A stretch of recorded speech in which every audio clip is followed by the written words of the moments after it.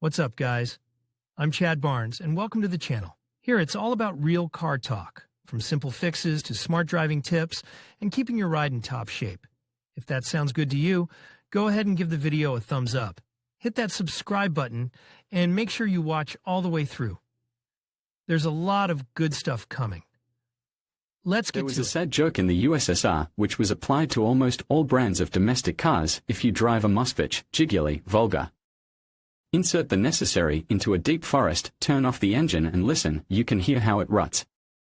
Nowadays, many people remember with pleasure, and some of them also use old Soviet means for fighting car body corrosion. The famous preparation Movil with corrosion inhibitors, which appeared in 1977, no less famous and covered with legends, real and far-fetched industrial preservative cannon fat, also allegedly with inhibitors, various cunning mixes based on bitumen mastics and oils, including those with classified strategic ingredients, taken by employees of various mailboxes and research institutes from work. All this and much more was used both separately and as part of various cocktails, usually mixed at random in intuitive proportions. It was applied cold and hot, directly on rust, on metal clean to a shine, as well as on a million variations of corrosion damage in between. Alas, all of these tools were pretty much overvalued back when they were actively used. They are even more overrated today, as the old-school effect is at work. People whose youth was in the 80s and 90s now enjoy playing long outdated 8-bit dandy, which on a nostalgic wave filled stores, and convince themselves and others, remembering the stories of fathers and grandfathers, how magical were Movil, Push Salo and other compositions of that era. The myth grows more and more details and exaggerations and lives. It is, by the way, used by all sorts of swindlers, offering real Soviet anti-corrosion preparations at flea markets and in social networks. In fact, there were no good ways to fight corrosion in the days of Pushsal. It was certainly possible to slow it down slightly, but to stop the process completely and, moreover, to almost turn back the decay, as nostalgic people like to fantasize about that very real Soviet Movil, of course, it was not possible. The point is that it is impossible to stop the corrosion already in progress with preparations that do not have any real high-tech characteristics. The composition of almost any product can be divided into a corrosion inhibitor, smaller volume, and the main carrier component, larger volume, a substance, as a rule, based on petroleum derivatives, and all this is quite effective when applied even on rust, but only if the car does not drive. In this case, the inhibitor works, the carrier component holds it securely in the form of a layer and isolates it from atmospheric moisture. But as soon as the car starts to be operated and the coating layer starts to experience loads from sand, stones, snow, moisture, temperature, etc., it gets damaged and rapidly loses its protective properties. Moisture penetrates between the Antikor and the metal, and in these cavities, rusting is doubled, as drying is impeded even in warm and dry periods. All these measures to protect the body have an effect only on metal that has been perfectly cleaned to a brilliant shine, which, by the way, it is also good to go through phosphating compounds beforehand. But it is unrealistic to clean a car that is not old and has seen the sights perfectly to a shine. On the bottom, around spars, in wheel arches, not to mention hidden cavities, there are too many bends, corners and other hard-to-reach places, which can only be handled by a powerful sandblasting machine in a specially equipped chamber, which the ordinary motorist, of course, does not have. In the 70s, Movil made a sensation among Soviet car enthusiasts because nothing like it had ever been used before. In the press it was compared with the products of the well-known Dutch brand Tektil, which was already known in the USSR, however, mainly only to the specialists of our chemical industry who went to international exhibitions and consiliums, and was found to be fully consistent with the bourgeois chemistry in terms of protective qualities. However, several years of active use of Movil by Soviet motorists revealed the main problem: this Antikor was perfectly suitable for treatment of underbody and open surfaces such as doorways, etc.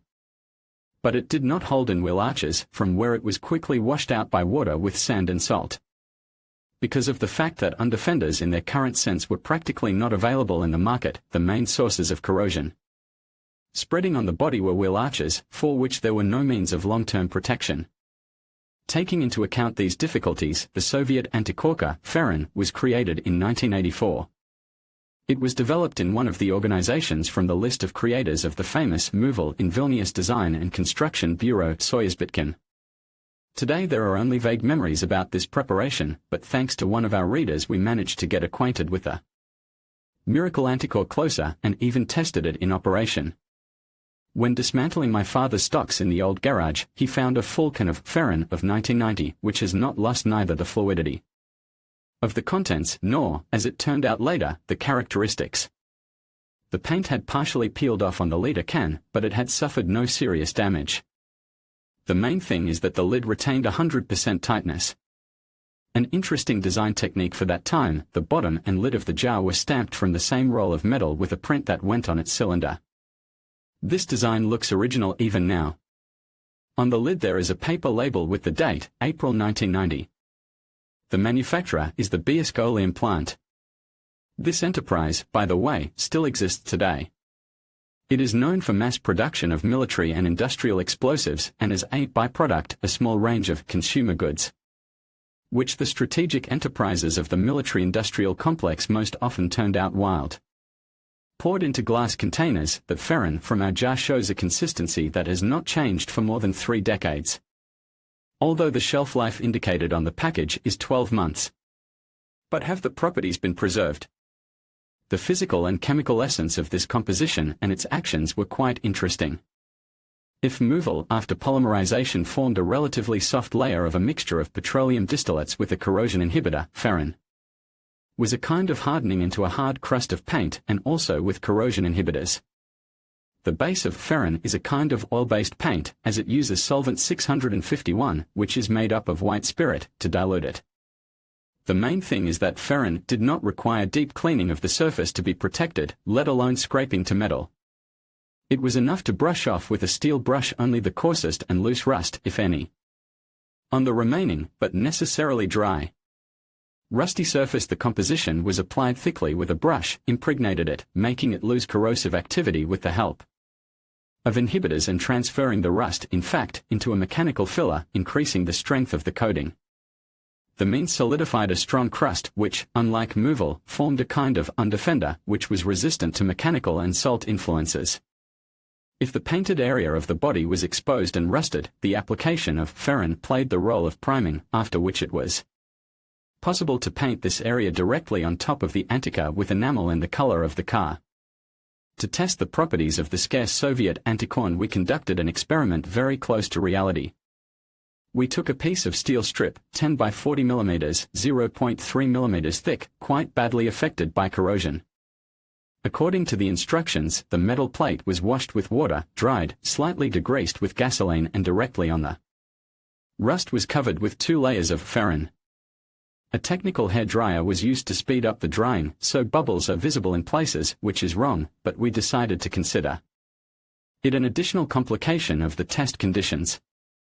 After processing the plate on 2 small but powerful neodymium magnet stablets was attached to the car body inside the wheel arch of the front wheel in the zone of salt bath and constant bombardment with dirt and moisture. On the other wheel arch we fixed the second similar plate, cut from the same piece of rusty metal tape, but without any protection, as a control. Our experiment began shortly before the first snow in November 2021 and ended in April 2022. The car drove for a little more than 5 months on the streets of Moscow, which were unrestrainedly flooded with reagents. After that, the plates were removed and examined to ensure that the coating was intact.